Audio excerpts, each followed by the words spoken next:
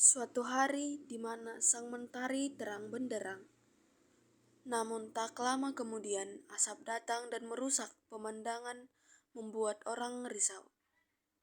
Tak lain mereka adalah penjajah Belanda. Kedatangannya pun membuat keadaan tak lagi menyenangkan. Saya dengar-dengar Belanda sudah datang kemari ya? Ya, hidup kita sudah tidak aman di sini. Bagaimana nasib kita selanjutnya? Tutuplah kalian pada air. Kalau tidak, rumah kalian dan sesinya akan menjadi milik kami. This is for you. Kami akan pergi.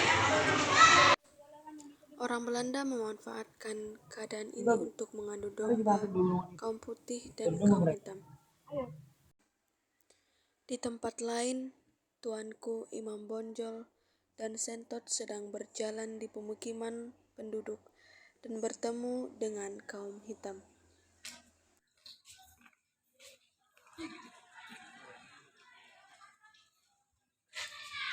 Tuan, lihatlah perbuatan mereka. Bagaimana jika Tuan melarangnya?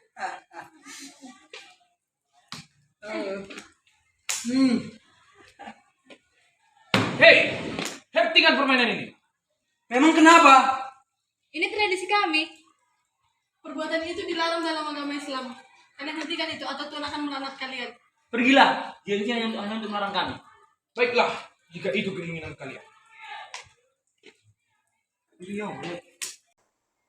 Orang Belanda pun menjalankan strateginya untuk menghasut kaum putih dan kaum hitam.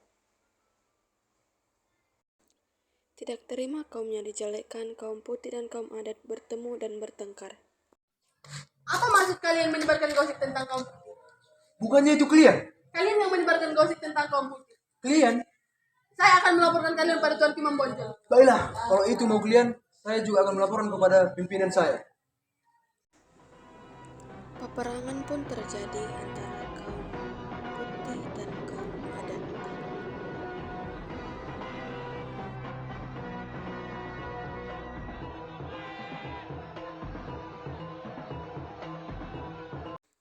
Perang ini dimenangkan oleh kaum putih.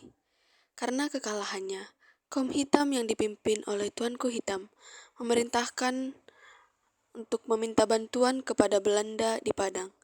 Belanda pun sangat bahagia karena keinginan mereka untuk dapat menguasai Minangkabau akhirnya berhasil. Orang Belanda pun berencana untuk melakukan pertemuan antara kaum adat dan Tuanku Imam Bonjol.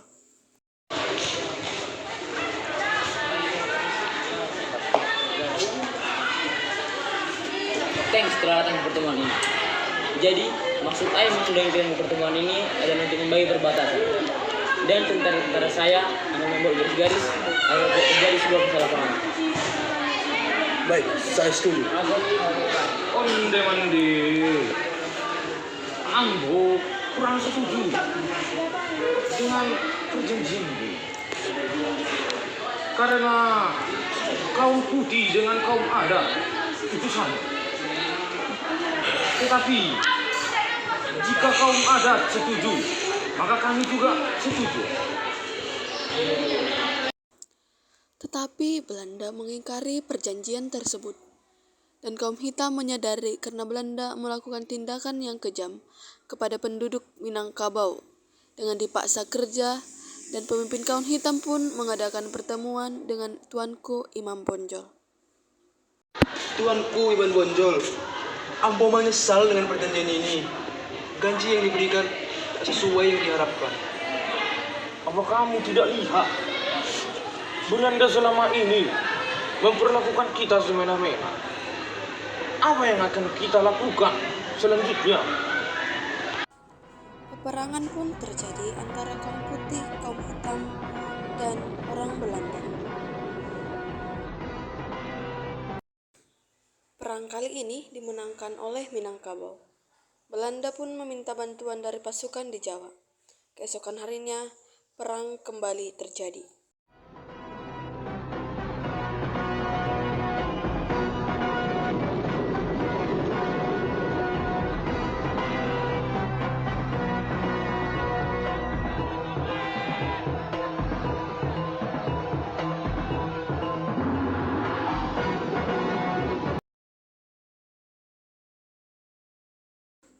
Setelah mendapat bantuan dari pihak Belanda dari Pulau Jawa, Belanda berhasil menguasai Pulau Sumatera Barat.